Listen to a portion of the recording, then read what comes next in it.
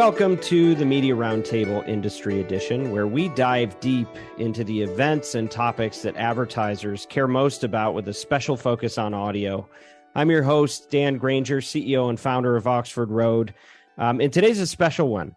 Today's going to be a fun episode. If you've been tracking with us at all, or if you know anything about our agency, we're now on the cusp of celebrating our 10-year anniversary. And, the founding of a company doesn't just happen, right? There are a series of steps that happen along the way, and revelatory conversations and epiphanies that happen and people that influence you along the way. And one of the people we're talking to is somebody that's been an important advocate for the work we do at Oxford Road, directly and indirectly, and was part of the genesis of giving me the idea to start an agency. Because it's somebody that's been a mentor and a counselor to me for many, many years. If you ever worked in radio, most people in the audio industry probably haven't at this point. But if you did, before you would read all the trades and hear about what Daniel Ek was saying about this over here, what Connell Byrne is doing over there. There was one name that would always show up in the trades if you were just working in it. And I used to sell radio locally for what was then Clear Channel. The name that you would always hear is Kraig Kitchin, because he was the president of Premier Radio, and I would always see him on the ranker reports of the most powerful people in radio. And I would hear from people that worked on his team or from talent that he represented, because Premier was really the 800-pound gorilla in network radio, and that was the audio business. And Kraig is a co-founder of that group. And as I came up in my career, I was looking to learn from the leaders who had come before me and get their mentorship. And so I had reached out to Kraig. I think I cold outreached over Facebook or something like that. And he said he was willing to get lunch with me and just give me a little friendly mentorship. And we started meeting over a period of months and then years, where I would just tell him about the challenges I was facing in the industry. And he'd give me really helpful solutions and just guidance that ended up leading to what we have today as Oxford Road. So Kraig is a guy who has seen it all and really helped lay the foundation for what is the audio industry today. I know we talk a lot about podcasts, but podcast wasn't the first iteration of this. And Kraig is somebody who not only has been a part of the past, the present, and is part of the future of this industry, he's also now a very important partner to us at Oxford Road, and has been a strategic advisor to us over the last few years. And it's just been wonderful. People say don't meet your heroes because inevitably they'll let you down. But in my case, I did, and have benefited greatly. And it's turned into much more than that. Kraig is now a friend. And Kraig, I'm so glad that you're able to join us here on the Media Roundtable. Finally. Thank you for those nice words. Congratulations on 10 years of success in the making with Oxford Road. And this is going to be a fun conversation to have. For all the conversations you and I have without the benefit of anything in a recording device form, the fact that we're going on record today, I woke up today excited about this opportunity. It's a step forward in the relationship. We're going to the next level. When you think that we're both in the audio industry, we make our livings in the audio industry, we're aligned in business together, and yet we've never recorded together. Yeah, this is good. It's a good start. So here's what I was thinking.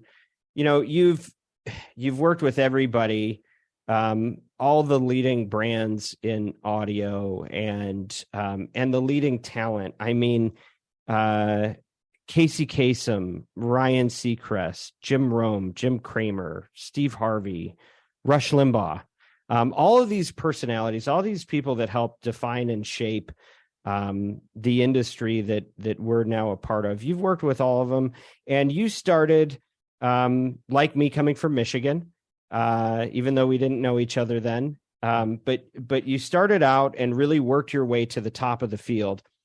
And so what I wanted to start with is just if you were to imagine for a moment that when you first got going in radio, what was that, 1987? Something like that? I'm going to be forthright with my age in this circumstance. So I'm going to say my first job in radio was in 1979, 1980. Ooh. I Okay. know. So the 87 was a different. But you were already. But 87 was a great year because that was the year that 6 partners, including myself, founded Premier Radio Networks. And so 1987 makes me smile when I just hear the age and hear the number, but still. Yeah, but since you've thrown it out there, I was born in 79, and I want to take you back there. So Kraig Kitchen walks into his first radio job, but then is suddenly spontaneously cryogenically frozen and wakes up in 2023. Okay. And now this Kraig, who I'm interviewing, has to talk to that Kraig and tell him about everything that has changed between now and then. How would you even begin to orient yourself or somebody in the industry at that time, contrasting the world that was then with the world that is today? I would suggest to that person that I could talk to in 1979 that there's going to come a time in the next 40 years when the invention of something called the internet comes into play.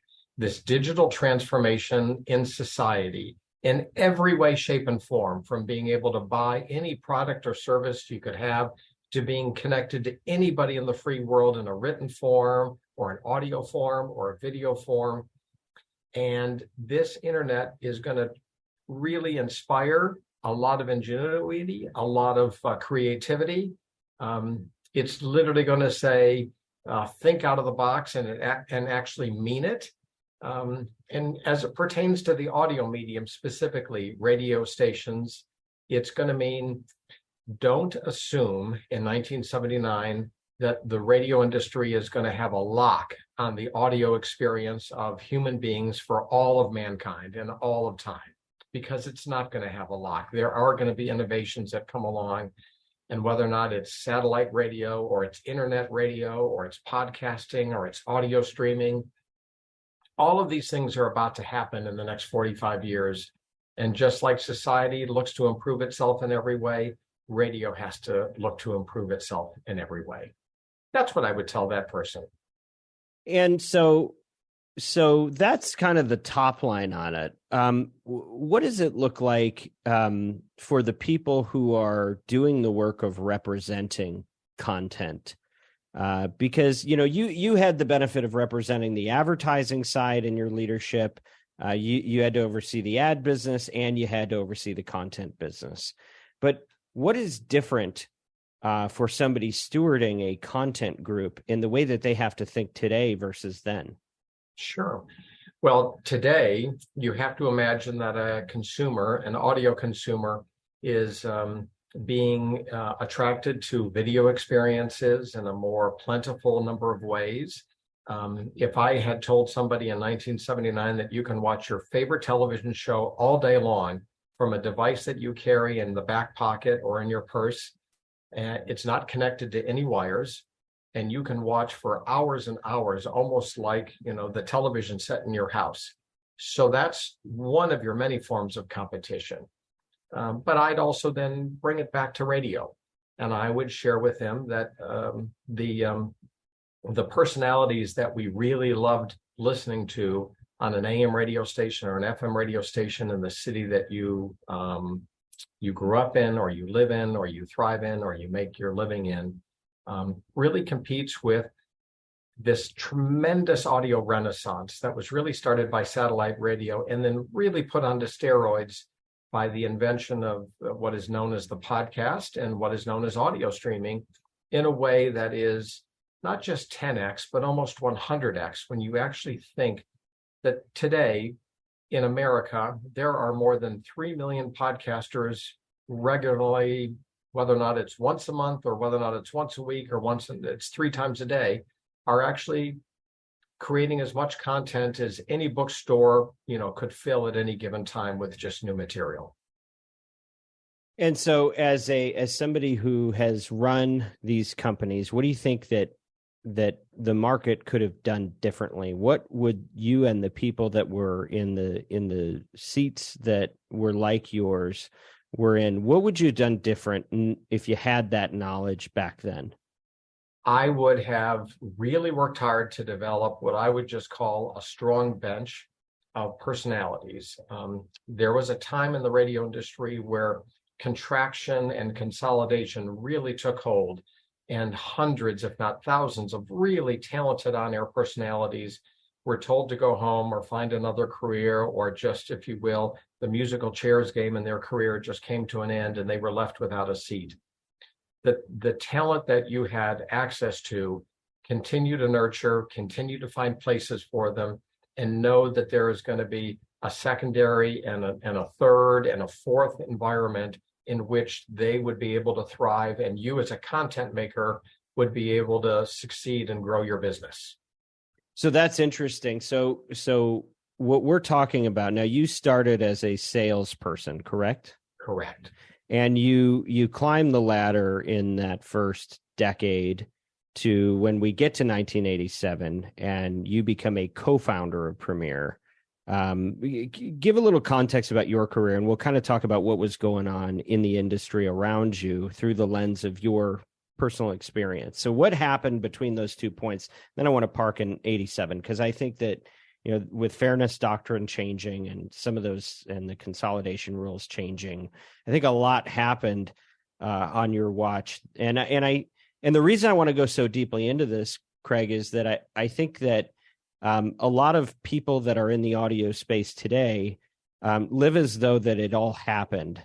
It all started the day that, Serial launched its podcast, and there is no history before that to inform the future, right? Well, that was the introduction of Serial was a pivotal moment. There's no question. I would tell you this, that when I got into the medium, like a lot of people who fell in love with the mystery and the intrigue and the allure of radio, you wanted to be a disc jockey because it seemed like and sounded like they had all the fun. There's very few people in North America that wake up and say, I want to be a radio salesperson. I want to sell advertising time. Most of the time, when you hear about people that fall in love with the radio medium, you hear about it from the aspect of the people who just make it so attractive, the men and women, in front of the microphones each day. No different for me. I thought I was going to be the world's greatest disc jockey. And I found my way to a radio studio in 1979 and applied myself as earnestly as I could. And by 1980, I was actually earning a living doing it. And by 1981, I was starting to operate and to help. Well, I know we got a lot of ground to cover, but we got to stop there for a second. Can you at least tell us about the show? Well, it was a very late night program, and I want you to imagine an 18-year-old person who got hired at a soft adult contemporary station playing the likes of Neil Diamond and Kenny Rogers and Barbra Streisand and Air Supply. If you got lucky, you could get a Bob Seger tune in and maybe something from Ambrosia. But it was soft, sappy love songs, one after another, with this voice introducing Neil Diamond and Kenny Rogers. It might not have been my own personal music taste at the time because, to me, Loverboy or Bob Seger or Aerosmith or Led Zeppelin or Peter Frampton would have been my go-to music. Yeah. But it was paying the bills. And, when you can get hired to be an on-air personality at a commercial radio station at the age of 19, you've got to go for it. Yeah. Right? Yeah. I want to get those air checks. I don't know if I can find that on Magellan or Podscribe, but somebody somewhere needs to produce those tapes. Yeah, I think I've tried to use any excess cash I might have had to buy any evidence that ever existed.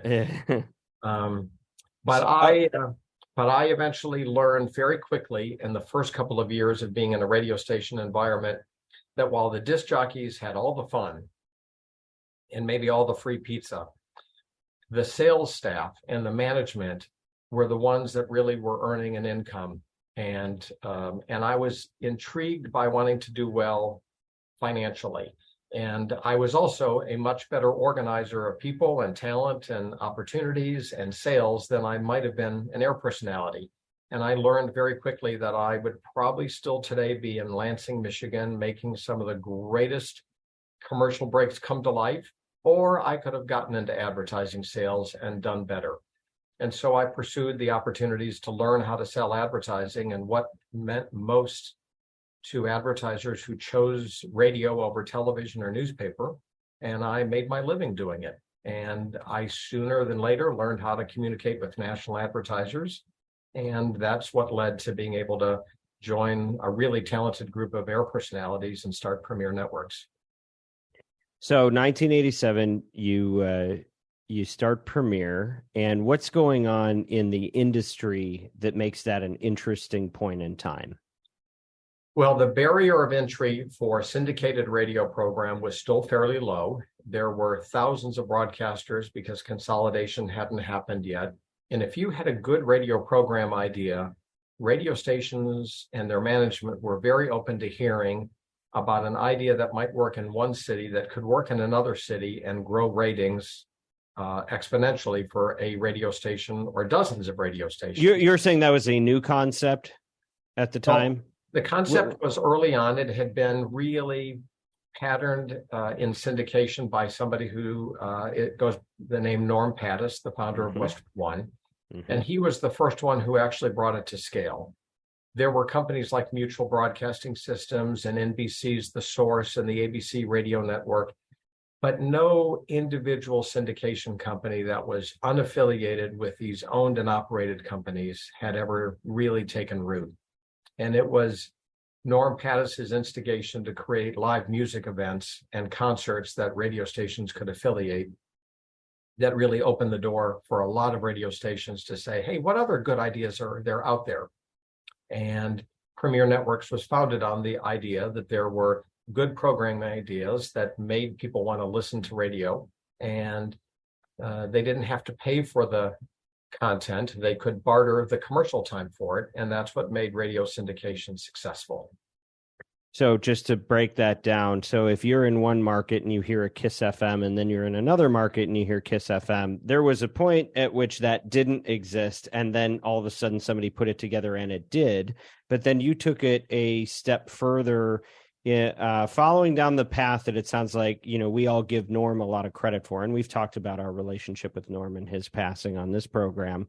But Norm really innovated, but then you were able to really probably win the talent race in terms of assembling a network of individual show creators that were saying something that would be interesting to people, not just in one market, but in most markets. It sounds like that was the big change. That is the big change. And I was fortunate enough to earn the trust of a lot of radio personalities, or a lot of just individuals, some of them from radio, some of them from television, to be able to find their way to creating radio programs that were true to themselves, properly monetized, they were properly remunerated, and most importantly, they knew that there were trustworthy partners around them that had their best intentions. And I was honestly very lucky to earn the trust of a lot of those personalities, some of who I still work with today, to create some amazing radio programs with him. And that has been maybe one of the best parts of my radio adventure. So I imagine at the time, the distribution was limited, right? So there were only so many people that could acquire talent and syndicate. And so you had to have a platform to do that, or at least the relationships with the people who owned it. And I'll bet that has a lot in common with where we're at today when we read these headlines about, Spotify signs Rogan, or, this person signs the Obamas to produce content, or who, any names that are desirable, that are known quantities. There's an arms race, and sounds like it wasn't so different then. Do you think that there are things you learned in that process that people are in the process of now relearning today? Yes, there is a legion of individuals who own podcast companies, as an example, podcast networks, who are very aggressively today working to earn the trust of a new author, or a wannabe podcaster, or somebody who's interested in using the audio medium to connect with people differently. So they're earnestly, I think, probably working away at providing not only a way to monetize, the talents of somebody they want to work with, but also be able to provide them with the proper support, the number of producers, the amount of publicity, the understanding of the rights and wrongs of how to interact with social media as well as their podcasts. So sure, there are a lot of parallels between what I did in the 80s and 90s and even well into the 2000s that I think are going on today within podcast networks and streaming networks. And it sounds like what you were saying earlier is that one of the key pieces of advice that may become inapplicable again is that when consolidation occurred, it was like the haves and the have-nots, and you were either in the list that made it and was worth syndicating, or you fell to the bottom and may have been dismissed and discarded. Whereas what you learned over time is that there is a place for those folks. And maybe as contracts are being clipped left and right, because some of these upfront deposits are, hard to recoup with all the money that's been flowing around the last few years on these talent deals, maybe instead of terminating these agreements, really there's an off-ramp that allows them to maintain a relationship and continue to nurture that farm team, that second tier, because ultimately it's a great feeder system, but we live in a world that kind of forgets the feeder system sometimes and just chases the shiniest object. Right. So often that is the case. And when you actually look back at the history of our medium, the radio medium in particular, and you think through where some of the really talented people start, you will hear one small town or city after another where somebody first got their break. Anchorage, Alaska, or Grand Falls, Missouri, or Cape Girardeau, Missouri, or Key West, Florida, or you can just pick any city of America with a population under 5,000. The most listened to woman on radio in America today, a woman by the name of Delilah, got her start in a city called Reedsport, Oregon, as an example. We mentioned Rush Limbaugh from Cape Girardeau, Missouri. Art Bell, a legendary late night air personality who started in Anchorage, Alaska. The Bob and Tom Show, something that was created in Petoskey, Michigan. Mark and Brian in Los Angeles, created in Birmingham, Alabama. So there are just so many reasons to nurture the talent that comes from those small communities, and a lot of places where a lot more mistakes could be made and tolerated versus the larger markets. And those mistakes that are made, Scott Shannon is the greatest living example of it on radio. You really learn from them, and it just allows you to blossom as an air personality and just do some magical things behind a microphone. And I think the same is true in the podcasting space as well. Well, and one of the things I wonder about sometimes is, it's like the notion of local has been substituted for topical. When the distribution mechanisms changed and we were no longer limited in what we consume to just the number of state frequencies that were licensed in your car or on the radio, all of a sudden we could group not by geography, but by topic with people that had affinities in other regions. And so you could create the impact of a powerful local radio station, except the common denominator no longer has to be what city you're in. But as that has occurred, sometimes I do wonder what is the future of local content. I know newspapers and publications are grappling with this, but what happens in audio in the future? Is there a resurgence of local talent that are going to start coming up as we see more consumption in those regions, or has it really shifted and now the future of local is topical and it's just going to be that way? It is going to be that way, and maybe not forever, but certainly for the foreseeable future. That it is going to be topical. Depending on the size of a marketplace and the economic base of a community in America, really directly correlates to how much local content can you have.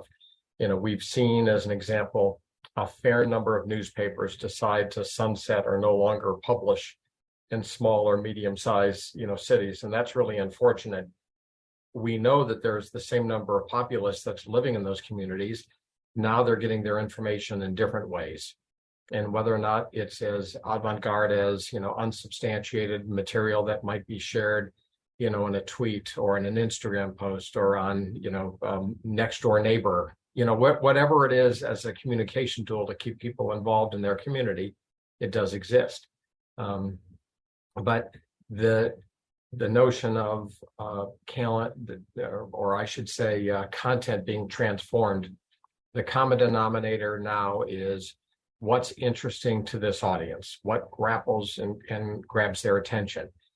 Today you and I are talking 2 days after a new king was coronated, in England, or the NBA playoffs are in full swing, or we're debating more gun violence in America and how to resolve it.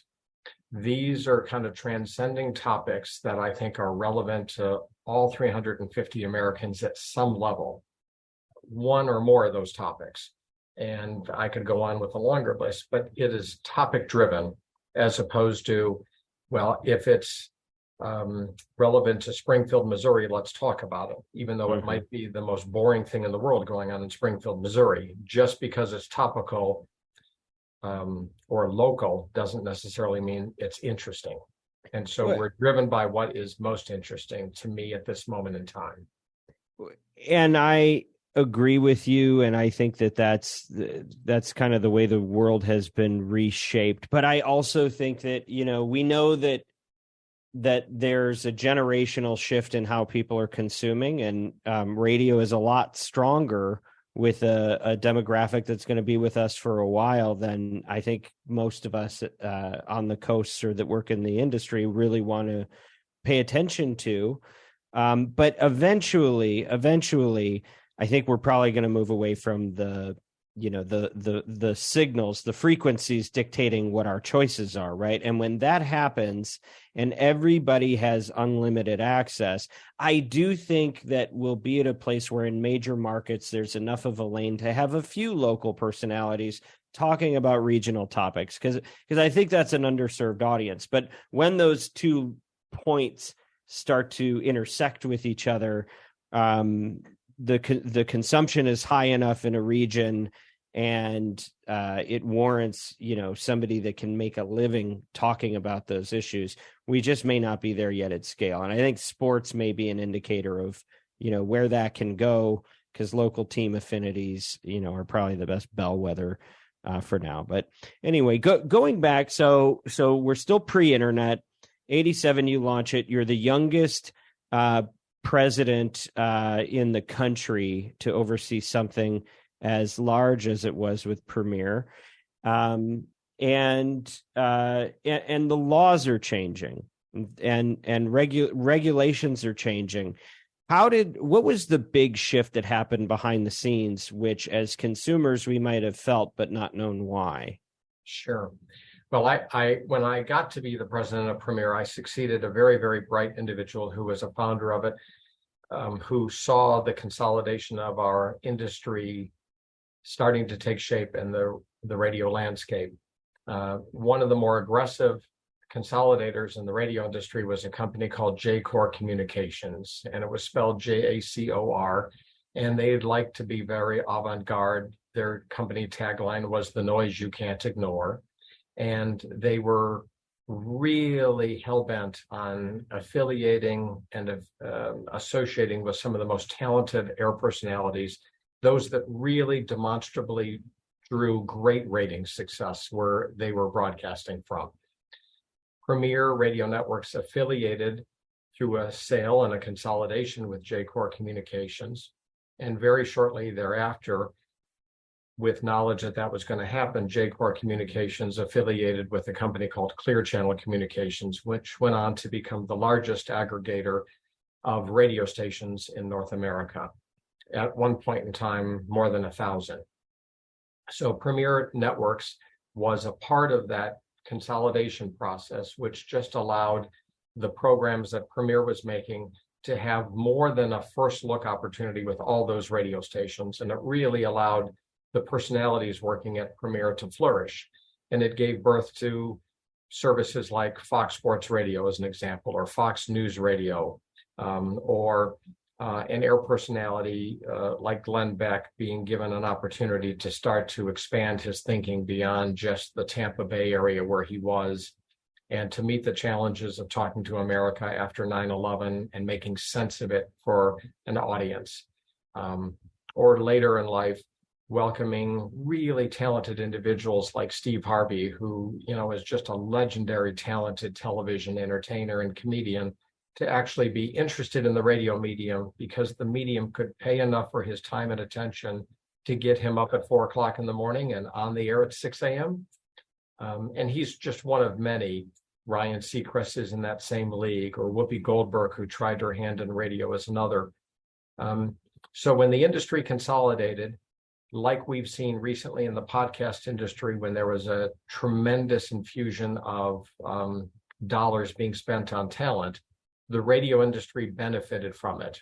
Howard Stern moving from broadcast radio to satellite radio, as an example, or Oprah Winfrey joining Sirius XM at a time when her media presence was really large. So the audio medium went through this massive explosion as a result of that consolidation you mentioned in the 90s. And it really was a great time inside of the radio industry in terms of having a lot of ears focused on what was going on. And advertisers really benefited from it because the attention was really being paid to it. Well, in the we don't need to get too wonky about this, but the thing that made the consolidations possible, my understanding was that the laws changed because they used to cap how many entities one group could own in a market. And when they rolled that back, all of a sudden, if you had the capital, now you could start eating up all of the smaller groups. That's very true. And because before that happened in 1996, when the FCC allowed ownership of radio stations to expand beyond just 14 radio stations per broadcast company, cable television started to come about, and the internet started to come about as well, even though it was very early on. And I'm talking about a time when CompuServe was one of the dominant names in the space, right? But the combination of those two things alerted radio broadcasters and people working with the FCC to understand that nationalized media and entertainment sources were going to become the thing, that CNN and ESPN and other early cable channels that were starting to amass large audiences, where the USA Today newspaper would be distributed simultaneously in hundreds of cities across America.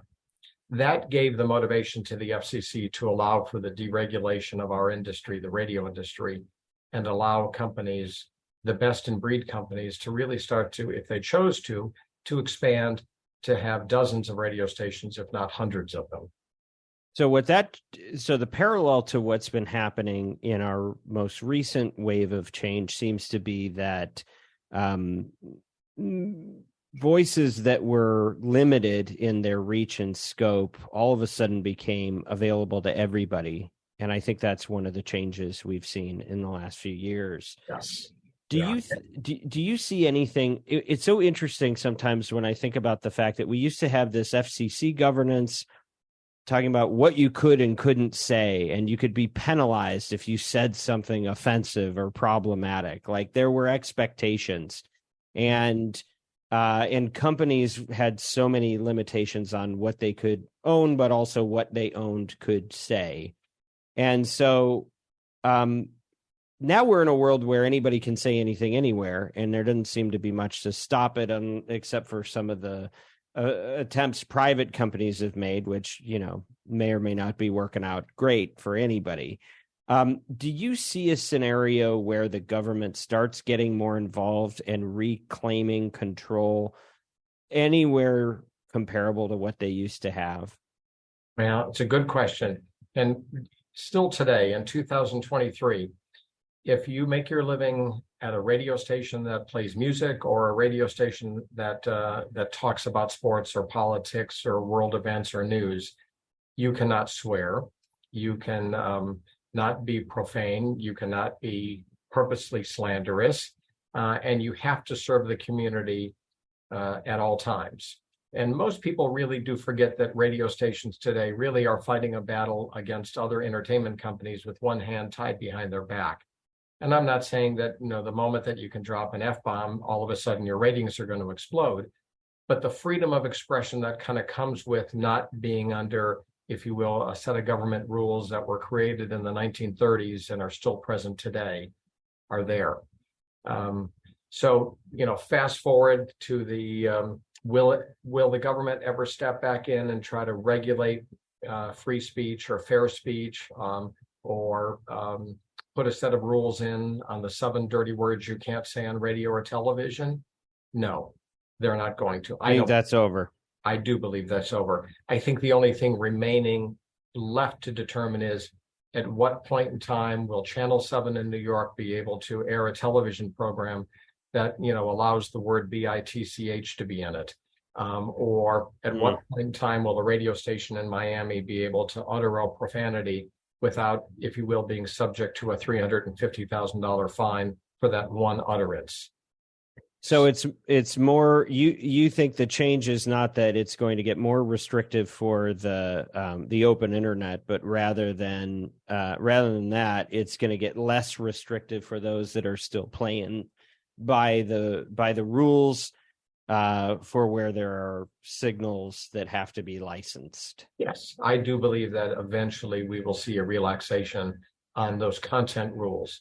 It may not be everything all at once, but it is going to be some relaxation, which just kind of follows societal norms of the way in which language modicums are more relaxed, I think, in an everyday context in virtually every other media form there is, whether or not it's written online or it's just in conversation that we might see on a cable network, a streaming network, a podcast environment, that type of thing. So when you look at the talent that you've worked with over the years, I can't put it in any kind of a box. There's no one single political point of view. There's no one race or gender or any of that. But you did deal with some polarizing figures, and specifically, we know with Rush for many years. So what?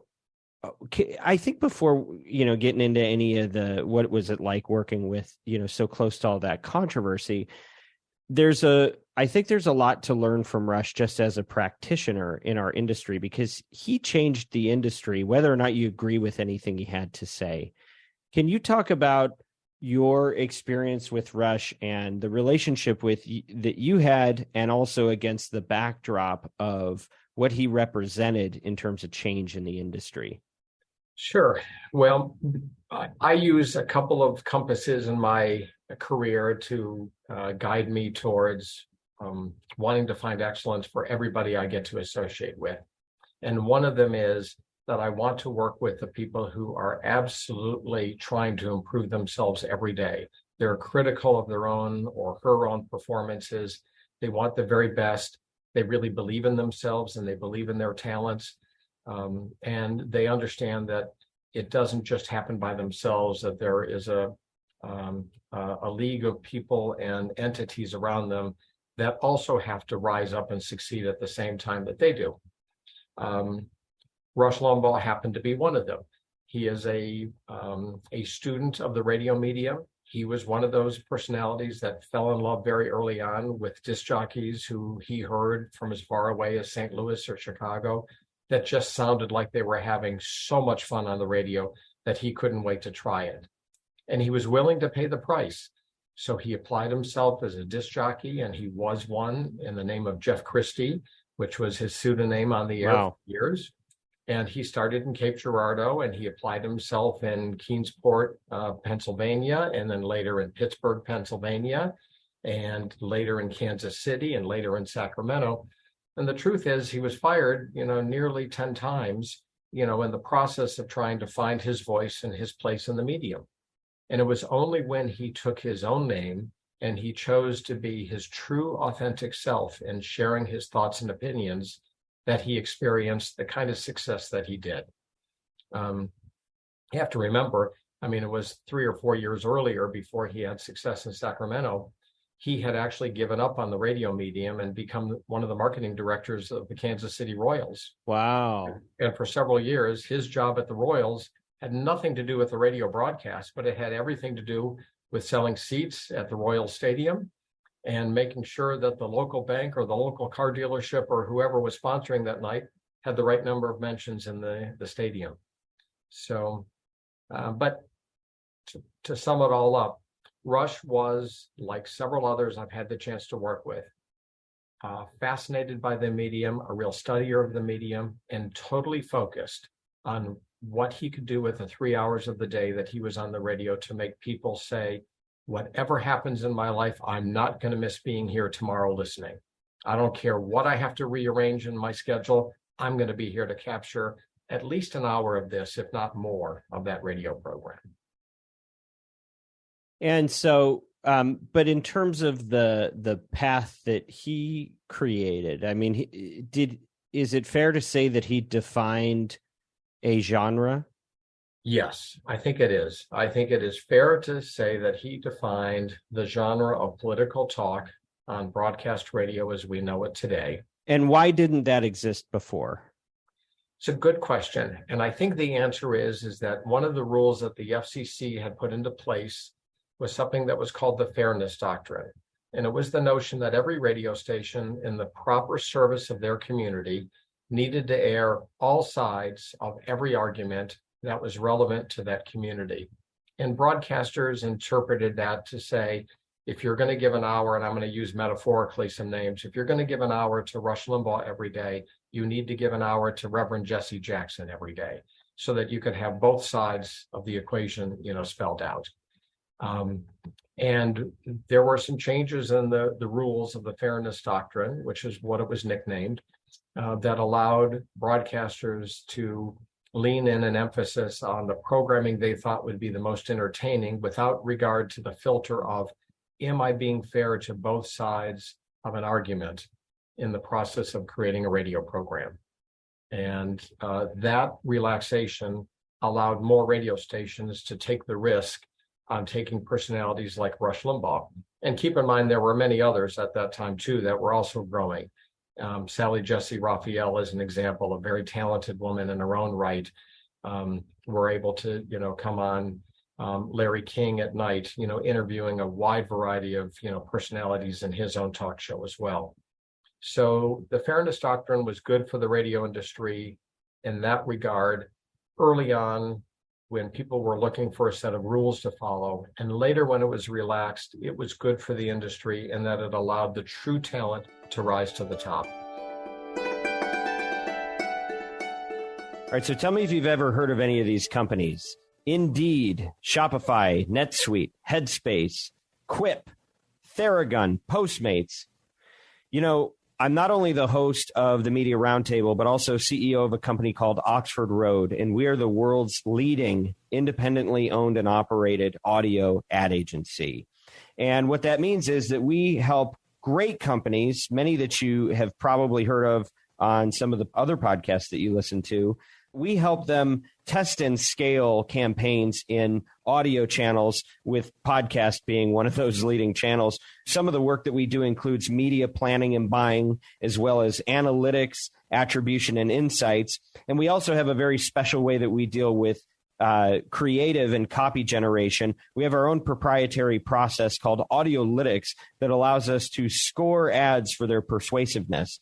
If you're looking to be involved in audio and you want a partner that can help work with you to make sure that you achieve unprecedented ROI and massive scale, you should get in touch with us at Oxford Road. And by the way, the only reason that we're able to do the work of the Media Roundtable is because we have a great team at Oxford Road that supports us and makes it possible. So, what we're doing is not just a podcast, but we're really trying to help brands live out their values and balance that with their business objectives, which is an increasingly hard thing to do in this world of misinformation and malice that's infecting so much of our media. But at Oxford Road, we don't want to just broker this stuff. We want to impact the industry for good. We want to raise the bar on what gets created. And Oxford Road is helping make that possible through the Media Roundtable. So if you're somebody that's interested in working with an ad agency or a partner on this type of work for your advertising campaigns, go to oxfordroad.com. It's easy to spell. And get in touch with us, or at least just sign up for our free newsletter, The Influencer. That's oxfordroad.com.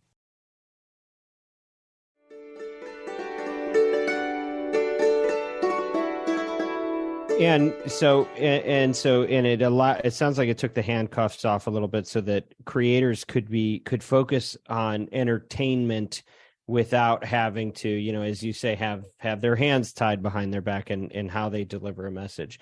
And I think, we've explored it all on this show. There was the Republican Revolution that happened that he was kind of played a key role in. I think I remember reading that when Rush went to visit George Bush Sr. in the White House, he carried Rush's bags to his room for him, or at least did symbolically, right? Yes. So he had a pretty outsized impact, which I don't know if anybody had seen happening in that way, because before that there was this notion that everybody's got to be, Walter Cronkite and, play it close to the vest. But I think it showed a lot of the direct impact that media can have. But at the same time, sorry, go ahead. You want to comment on that? I was, and I'm just going to share this analogy. Yes, there is some popular folklore about the first White House visit of Rush Limbaugh with George Bush 41. But the other piece that I'm going to share with you is that Rush was nothing more than a voice for a large group of audience members who felt like they did not have a voice at that moment in time. And we've seen it on other program iterations as well. Dr. Laura, for instance, came into a great renaissance in the 90s because she appeared to be the voice of the stay-at-home mom, as an example. And when Art Bell came to the scene and he was on the air late at night and he was talking about the paranormals and the UFO and explaining that, it was because there was a group of people who felt and believed in that genre, but who had never been legitimized as it relates to that. And I could think of 15 other examples. Frankie Crocker in New York City on WBLS as an example, or Wendy Williams, a woman who has made her living on both television and radio. She was an amazing mirror back to the African-American community living in the greater New York City area because she shared it in such a real, authentic way on what life was like. So in all of these cases, the radio industry, when it was a little more relaxed, was allowed to hear these great voices coming. Some of them also had the added advantage that they understood that this medium is all about selling products and services, which is in a lot of ways what this podcast series explores. Mm-hmm. People like Rush Limbaugh, people like Paul Harvey totally understood it's one thing to entertain an audience, but it is equally important to sell the products and services that support the radio program or the radio stations there. And because that was their business compass, they really succeeded. Howard Stern is another quintessential example of understanding that there is commerce to be done, which is how he is rewarded as handsomely as he is financially. He has the added benefit that he's also part of a subscription model where consumers will want to pay to not only hear him, but to be a part of his companionship. And so with Rush, he rose to the top of the field because he was touching a nerve that connected with a lot of people in a way that they were craving, but really didn't have a spokesperson for. And he was entertaining while he did it. He was very good at packaging his thoughts in a way that people enjoyed listening to, which is maybe the highest gift you can have in the types of fields that we're operating in. As a business, I mean, people have always had opinions on Rush. He was, he was polarizing, right? He was polarizing. And you had to deal with that from the very beginning in your relationship with him. Have you seen a change in how the business community handles personalities with a distinct point of view that can sometimes step on toes of others? How has that evolved in business and in the advertising community? Sure. Well, I think amongst others, The internet gave voice to a lot of people. One of the greatest inventions, in that period was email, right? And followed shortly by social media messaging that's now become very prevalent.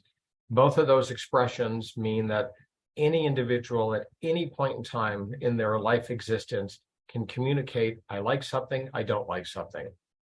So in the world of radio, one of the great gifts that the medium had is to all of a sudden hear from listeners in ways other than through the request line or the toll-free line to call in. All of a sudden, as an email or messaging in social media took its place. And advertisers started to take notice of communications coming from their consumer group, or maybe not their consumer group, but just Americans who wanted to be heard.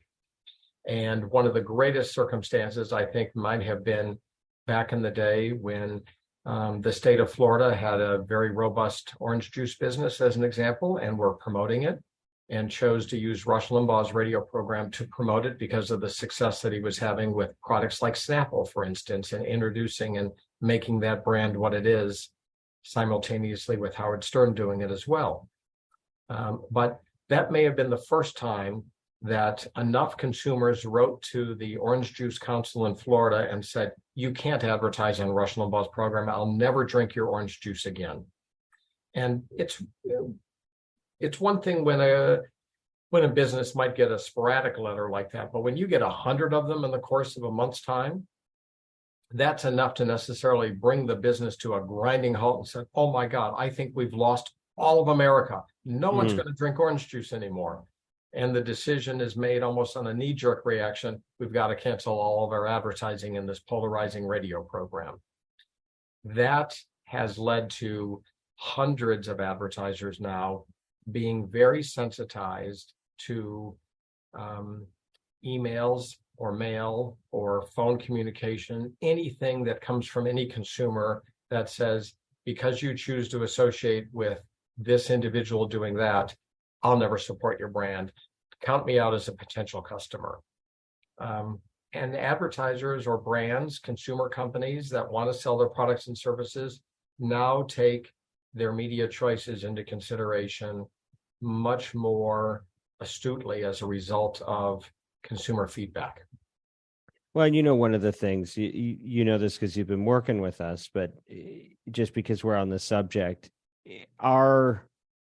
we've seen the misapplication in the last few years. I started in 2003, so I've got now 2 decades in the space, and we used to get complaints, and the station I worked most closely with carried Rush for a time, and we saw letters that would come in or complaints that would come in, and then the team started analyzing where they came from to our local affiliate, and usually they came from regions where they couldn't have possibly had a way of hearing it. So we realized there was some organization behind some of these efforts, right? But they're organic too, right? And social media, as you're pointing out, sometimes it's a campaign that somebody's funding to make a little noise about talent, and sometimes it's just people that are genuinely upset. And now we have talent that can reach anyone with anything, and now we have advertisers that can hear anything from anyone who has an opinion about it. And what I've wanted, and I think what we've wanted as an organization, is to not throw the baby out with the bathwater, also have limits, also make sure that the values that a company holds can be amplified by the talent they associate with, because you don't want them advertising against their own values, but to not have to make sweeping generalizations like no comedy, no news, no politics, no conservative. It's a balance. And I think we're now getting closer to a place where an advertiser can have a lens that allows them to deal with that nuance, but it's new. And I don't think we've seen adoption of it yet. So what it sounds like is it's been in progress for decades on your watch. But until hopefully somewhat recently, there really hasn't been an opportunity for brands to be more than reactive and just the knee-jerk decisions, right? Exactly. I think as human beings, we all grow up wanting to be liked. and that application carries over into our business lives. And so if we have a brand or a product or a service and we want it to be universally liked, which means that we have the greatest economic potential for it to be successful, when all of a sudden you get a letter of protest or you get an angry phone call in whatever form the communication is, and you think, all right, I'm now starting to lose potential customers. The truth is they may never have intended to be your customer. And there's now enough data that can come back to kind of say that person, like you point out, doesn't even live within the region of the radio station in which, a certain program is coming from. Or this person is part of an organized effort. And even though they may write a letter to say, I'm never going to buy your soup again, I'm never going to drive one of your cars again, the truth is they may never have ever contemplated using that as well. So the tools that are coming about for brands these days, starting with brand suitability, being able to evaluate the content and who listens to the content, and then draw your conclusions, will give brands more of a measured opportunity to make a more intelligent decision with much more information than reacting as they did early in the day when all of a sudden 8 letters come in and the world has to stop. Because there's just some common sense that would say, if I continue to advertise in this environment, how is my business going to grow? Are the people who really believe in this message going to disproportionately support this program, this message, because they're reinforcing what it is that the belief system is of that individual, whether or not it's in the world of sports or politics. But what was that phrase in life that, never discuss politics at the dinner table? Religion and politics you're supposed to avoid, they tell me. But those are my favorite dinner table topics, so I don't listen to that. So that right there alone will tell you this is not a new argument. It just manifested itself to broadcast radio away from the dinner table. Yeah, exactly. Okay. And so what advice do you have for the networks who carry content that is controversial, and what advice do you have to the brands? To the networks, I would say, get to know the audience that is tuning into the programming that you are creating, whether or not it's a podcast or it's a radio program or any other media form, and be able to paint the picture of who they are, how large the scale of them are, what their buying capabilities are, and lean into it in such a way that any potential advertiser that would examine and think about that would say, that's a group of people that is sizable and can demonstrably change the success of my business. That would be the piece that I would do that to the distributor. To the brand company, I would say, take a beat and take a pause and gather more information to make a reasoned decision. Don't let 1 or 2 individuals in a jury room of 12 affect the outcome of a big decision that an entire jury of 12 should make.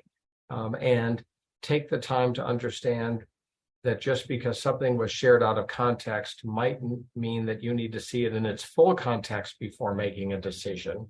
And take into consideration what the outcome of your action is going to be. Are you going to alienate another part of the American public by making a decision to extract yourself from a program or a podcast? Because the unintended consequences could actually be worse than the consequences you're looking to try to avoid. Wonderful. Okay, so let's catch up to today. I know we've been bouncing back and forth, but the radio industry where we left it, how do you describe where it is today? And I'd love to hear you explain your career journey from that time when you started at Premier to where you are today. Well, the radio industry today is a direct reflection of our nation's economy as it relates to how it does economically. The radio industry at its root is a very retail-based industry. If car sales are up, there's more advertising on radio stations by automotive dealers. If mortgage rates are low, there's more advertising from realtors and mortgage companies and banks offering the opportunities, to do that. The radio industry today in 2023 is exactly representative of the last minute nature of our nation's economy. And that directly ties to consumer confidence. When consumer confidence is shaky, long-term purchases are put off, short-term purchases are made, and therefore brands and the extensions of them who use the radio medium make shorter-term decisions. And that scares the radio industry into making longer-term commitments for what they may want to do because they don't have the visibility and the guidance of long-term advertising decisions, being supported. That's the business side of it. The consumer side of it, tuning in to hear a few of your favorite songs some of the time, tuning in to hear your favorite personality some of the time, still is going on. And in spite of unlimited cell phone plans that allow people to talk for hours in their car on their commute, or data plans that allow people to stream their favorite Netflix show, the radio industry is smack dab in the middle of competing against every other medium, including the other AM and FM radio stations, including Pandora and Spotify. So it is as competitive of a race to earn an audience's attention than ever before. The radio industry is slowly losing some of its audience. More than 90% of Americans still listen to an AM or an FM radio station each week. But the question is how long and how intently do they listen? And there is a little bit of a leaky boat on that. And the radio broadcasters see that, which is why most broadcasters have started creating podcasts or started alternative audio streams to attract listeners at other occasions so that they can monetize them as well. iHeartMedia has probably done the single best job of that. Other companies like Odyssey and Cumulus Media have really worked hard to try to catch up with that. And other companies have taken a totally different approach, like Town Square Media, and that have stayed true to their loyal, small and medium-sized roots and really focused on the audience that's tuning into those stations without trying, if you will, a national expression like a podcast distribution network. And can you just frame some of that, the business data in terms of the share of the pie, in terms of audio dollars that radio represents today, and compared to the rest of the emerging channels, and if you know it, where we're at in terms of time spent? Yeah. Well, let's start with the dollars. So let's just paint a big picture that the radio industry, the audio industry this year will probably see a number that will be close to $18 billion spent in commercial time on all forms of audio, be it a podcast, be it a radio station, be it an audio streaming experience, be it satellite radio. So in your mind's eye, think $18 billion. There's many more commercial minutes on many more radio stations than there are in the podcast space. And I'm not saying that the podcast industry is not guilty of commercial creep. They are. It is happening, and that's a bad thing for the podcast industry. But the reason that it is so lopsided is because the radio industry still has a critical mass reach of audience, and advertisers put their chips down on that part of the roulette table because they know that that's where they're going to get the greatest amount of audience reach. Maybe not the greatest amount of intensity. I think podcast still wins in that regard, but the greatest amount of audience reach and segmentation. That's incredible. Okay. And so what about your career journey? Can you catch us up on that? Sure. My career journey, fast forward to 2023, is advising an agency called Oxford Road, the one that we founded 10 years ago, on how the advertising relationships with the audio audiences work in today's world.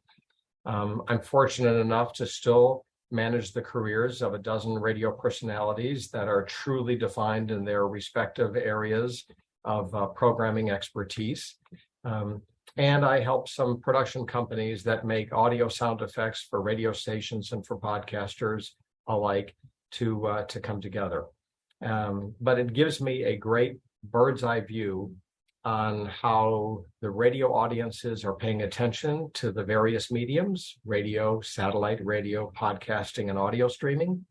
And at the same time, how advertisers are choosing to make their wise investments on where they're going to get the greatest return for their dollar. And one of the things that I learned long ago, maybe 10 years before I had the chance to work with Rush, but certainly reinforced when I got to work with personalities that were really moving the needle, the first one being Jim Rome, and then later when I earned Rush's trust and Dr. Laura's trust, was you're only as good as your ability to sell products and services for a company. End of story. You can be the most entertaining individual in the world, but if you don't know how to necessarily carry that audience trust into a commercial experience and get people as interested in drinking Snapple as they are in your political outcomes, then it's all for naught. It's a great amateur experience, but okay. So I want to press on that because I've worked in performance my whole life. That's how I see the world. But I think a lot of people in the business look at it and say, yeah, but that's just some shows that are going to go that way. It's really about creating environments where brands can reach the audiences they want to and get the message out, but aren't going to hold your feet to the fire on ROAS and CPA and all that. Is your point of view that that's really not a sustainable business model that some folks are chasing? I guess I come out of it saying that regardless of the audio medium that you're in, your job in life, professional life, is to be able to create a level of engagement that people want to listen to you, and their ears may be that much more attentive and vulnerable to the idea that you share.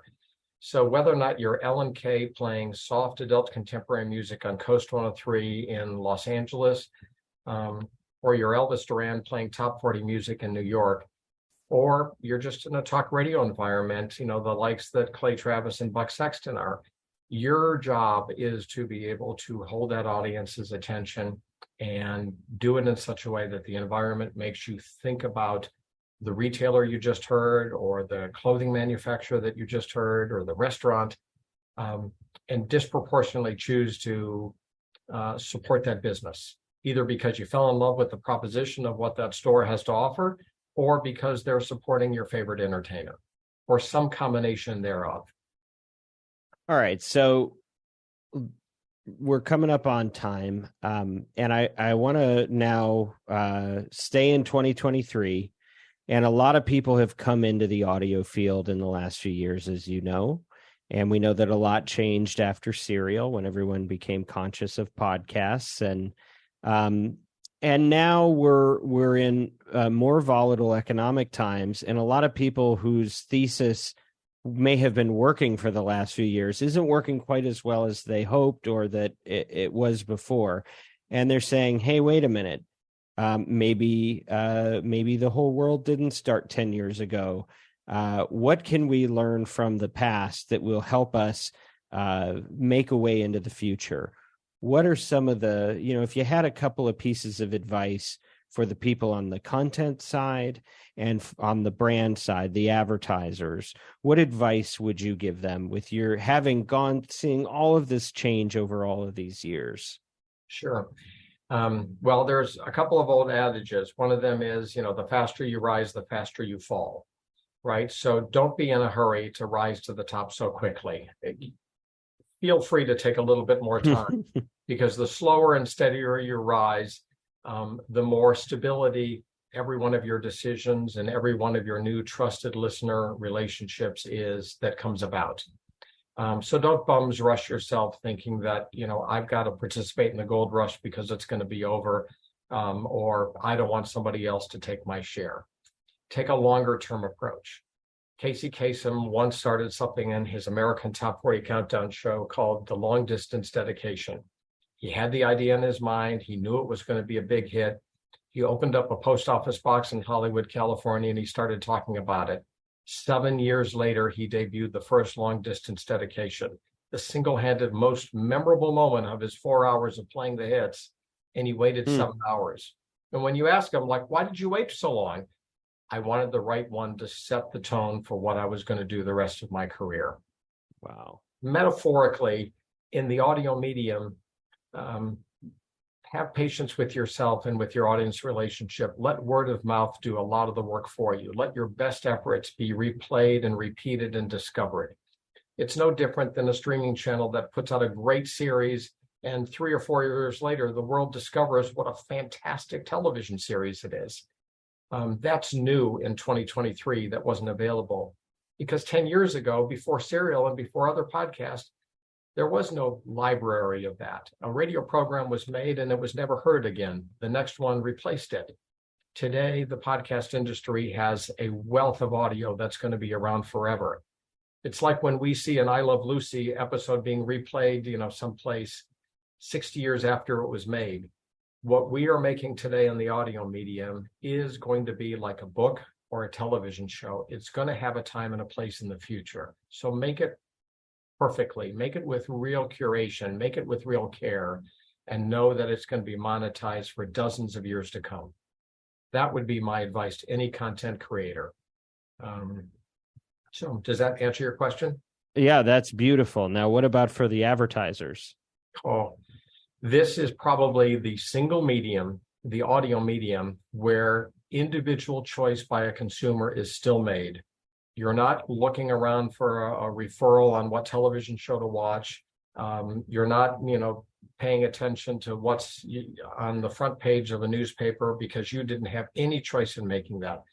But when it comes to the audio medium, a consumer that tunes in to a streaming channel or a podcast or a radio station or a personality has predetermined to go to that specific audio entertainment experience because they want to be there. And if they want to be there, they're going to stick around and listen to your intelligent message about your product or service. It's been that way for almost 100 years in the radio medium. It still is that way. The only thing that's different is now there's the podcaster, now there's the satellite broadcaster, now there's the audio streamer, and that just gives you more options to be able to find different audiences at different times in their purchase cycle. And that's where you seize the moment. And that's why the audio medium still today is the most cost-efficient way in which to connect with an audience member that truly wants to be there. That doesn't just happen to be there, that just doesn't happen to be watching something as they flip the channels through. That would be my suggestion and advice to an advertiser picking between all the mediums today. The intentional experience. And I love the point you made in content, and I think it applies to all of us here about playing the long game in the work that we do. I think we grew too fast at the beginning, and that was almost very problematic. That was problematic for a while, right? We had to learn. There's nothing wrong with a little slower but steady. And I think we could all take a page from that in our instant gratification world that we live in now. It doesn't take away from people wanting to have all the ambition in the world and wanting to necessarily be fiercely competitive. I mean, I think the day that those go away, it's not as fun anymore. But you do have to earmark yourself with the idea that everything that gets created is going to be around for a long time to come. And we say that to teenage kids when they put something stupid on Facebook or on TikTok. Mm-hmm.